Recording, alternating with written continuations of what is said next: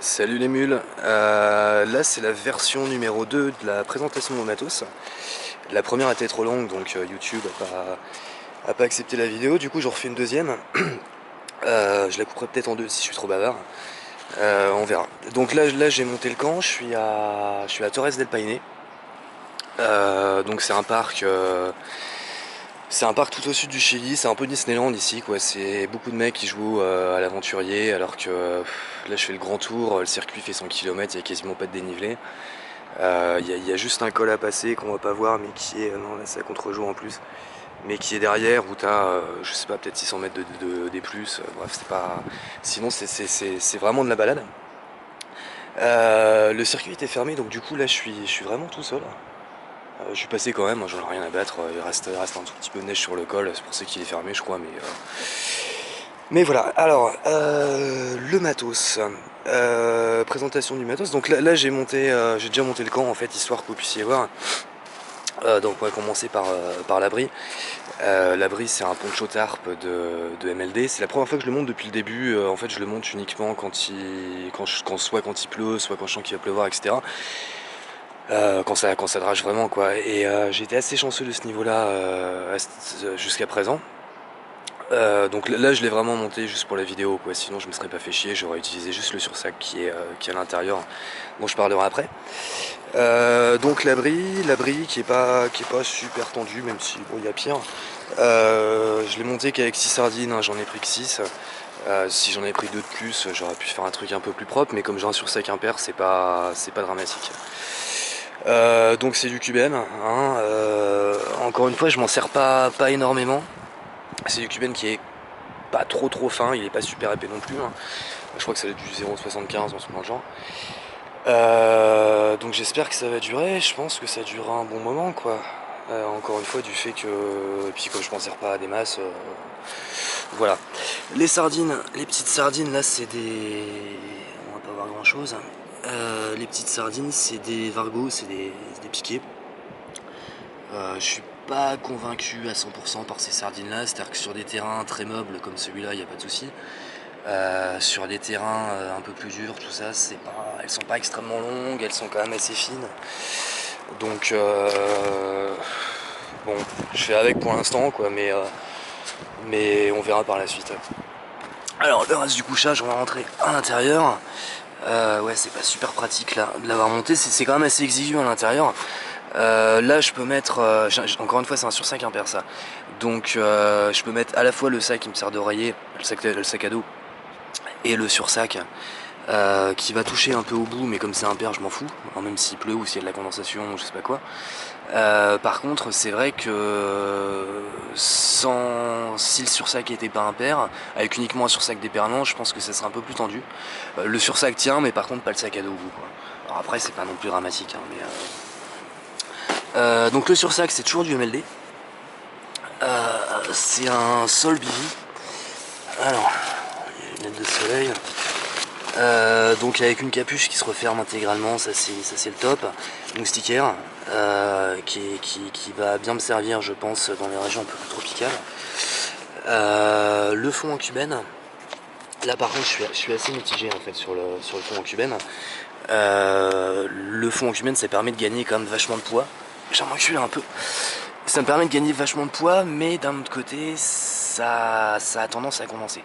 C'est-à-dire que ça condense pas forcément, mais dans le cas où il pourrait y avoir de la condensation, il y en aura encore plus avec le fond en cumène. Et il y en aura surtout sur le fond en cumène. Donc c'est un mal pour un bien. Voilà. Mais bon, on peut pas tout avoir quoi. Le sac de couchage, qui est pas un sac de couchage, qui est un quilt, voilà. Donc là c'est un quilt qui est donné pour du 28 degrés Fahrenheit, je sais plus comment ça fait. Je crois que ça doit faire du plus 5, un truc dans le genre.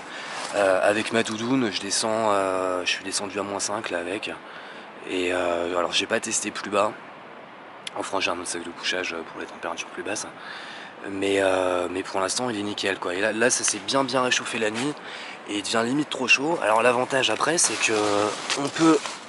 Alors si je le retourne. Voilà, donc là il y a une petite attache qui me permet de. En fait je coince le matelas à l'intérieur et ça me permet de le refermer histoire de stabiliser un peu le truc. Et là on peut l'ouvrir complètement.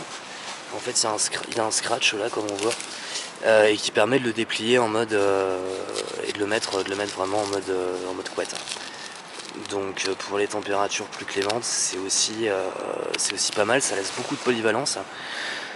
Et c'est ce que je recherchais quoi pour cette sortie là qui est quand même qui va passer quand même par pas mal de coins très très variés, des climats qui vont pas être qui sont quand même assez qui sont très variés justement. Alors à côté là j'ai une paire de lunettes de soleil, ça c'est un truc que j'étais parti sans, c'est un truc que j'ai racheté sur le marché dans la rue, que j'ai déjà pété, donc il va falloir que j'en rachète. Là ça se voit pas mais le plastique en fait là est pété. Je les garde quand même parce que sinon ça va être, et je vais essayer de pas les péter complètement sinon ça va être très chaud demain pour passer le col sur la neige. Mais voilà, donc j'en rachèterai je pense à d'autres un peu plus tard. Alors là c'est le sac à dos. Le sac à dos c'est un prophète de MLD. Donc le litrage est assez important. Là il est presque vide. Mais le litrage est quand même assez important. C'est un 40 litres, 50 avec l'extension quoi en gros. Il me fallait, alors mon matos tient dans beaucoup moins, un 30 litres, 30-40 litres ça aurait largement suffi au lieu d'un 40-50. Par contre le truc c'est que bon là je passe dans des régions qui sont quand même assez désertes. Parfois je dois partir avec une longue autonomie en bouffe et la bouffe faut bien la ranger quelque part, donc c'est pour ça que je pars avec un sac aussi grand. Sinon en dehors de ça, bon c'est un sac léger en Dynimax. Il n'y a pas grand chose à en dire quoi, c'est à dire qu'il ressemble un peu à tous les autres sacs du même genre. Par contre il y a quelques petits détails qui font la différence. Ces détails ça va être là par exemple il y a un système de fermeture qui permet bon là il n'y a rien à l'intérieur donc ça marche pas des masses, mais qui permet de fermer complètement les poches, ce qui évite que les trucs se baladent ou tout simplement que quelqu'un mette la main quand tu passes en ville et toujours ce qu'il y a dedans quoi. Là c'est ma liseuse, je reviendrai après, je sais pas ce qu'il y a. Et puis après il y a d'autres petits trucs comme par exemple là en dessous on a un système de réduction du volume, c'est à dire qu'en fait en prenant ce petit truc là et en clipsant de l'autre côté ça permet de diviser en fait par deux le volume après en serrant les sangles de compression de l'autre côté.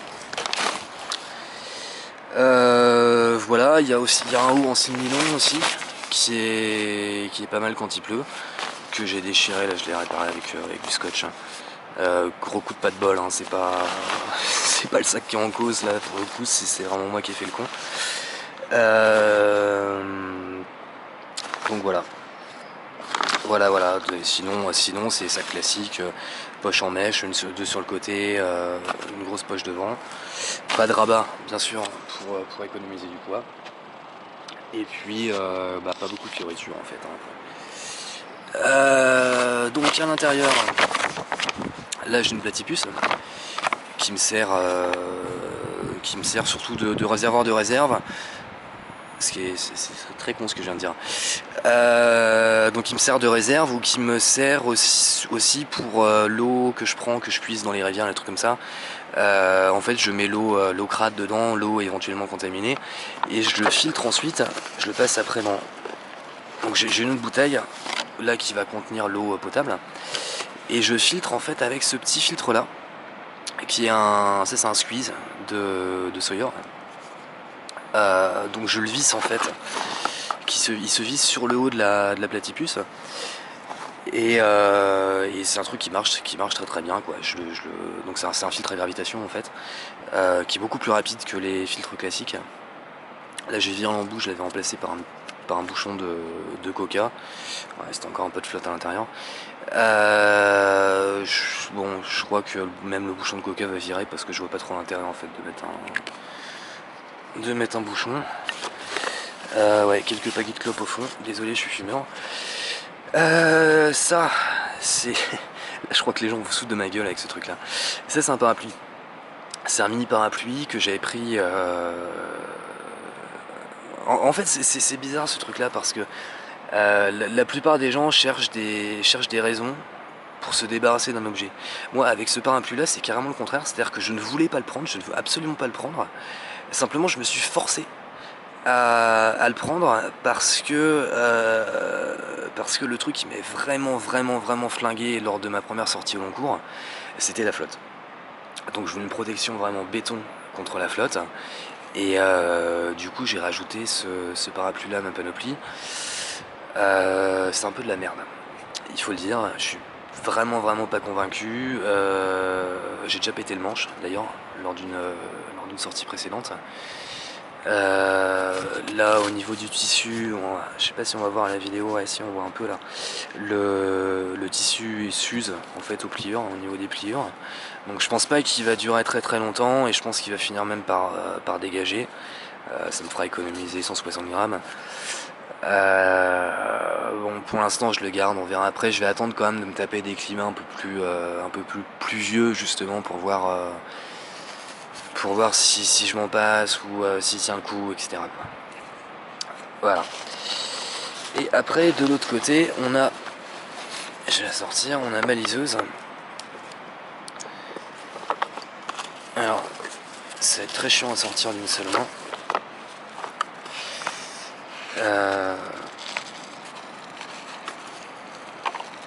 C'est extrêmement chiant. Donc elle est dans un petit sac étanche en fait en cubelle, parce que comme on le voit je la garde à l'extérieur histoire d'avoir toujours à portée de la main. La liseuse, donc là elle est en veille, hein, ça c'est l'écran de veille, il se passe rien si on touche. Comme on vous le voit peut-être ou peut-être pas sur la vidéo, j'ai mis une carte de la région en fait en fond d'écran. Et après quand j'allume, je vais faire une petite démo, voilà. Donc j'ai quelques guides de voyage, ce qui est pas indispensable. J'ai quelques bouquins aussi, mais j'ai surtout ça. J'ai surtout les atlas. Donc avec des cartes de la région que je peux faire défiler, etc. Bon, je vais pas m'attarder là-dessus parce que je pense pas qu'on voit grand chose sur la vidéo, mais du coup ça m'économise des cartes papier, ça me permet d'avoir des cartes de région pour lesquelles justement c'est assez difficile de trouver des cartes papier. Et puis ça m'économise des thunes parce que acheter des cartes papier aussi ça coûte un bras mine de rien quand on les ajoute. Voilà. Et puis il y a aussi un autre truc qui est parce qu'encore une fois les guides de voyage, les bouquins, les romans, les trucs comme ça que j'ai mis dessus, c'est pas indispensable. Par contre, ce qui est indispensable pour moi, c'est les dicos d'espagnol, c'est d'avoir un dico d'espagnol justement dessus, puisque apprendre la langue pour moi c'était vraiment un truc que je voulais faire, surtout que je suis dans des régions où les mecs parlent pas un mot d'anglais ou veulent pas se faire chier à parler anglais, et puis même voilà, je vais passer du temps sur le continent sud-américain, c'était normal que j'apprenne l'espagnol, donc ça c'était vraiment indispensable, et du coup ça me permet d'avoir tout ça à portée de la main pour un poids zéro finalement, puisque de toute façon j'ai déjà les os pour les cartes, donc ça c'est génial. Voilà, je vais faire une pause là sur la vidéo parce que sinon ça va encore dépasser les 15 minutes et YouTube va gueuler. Et je reprends tout de suite après avec la deuxième partie.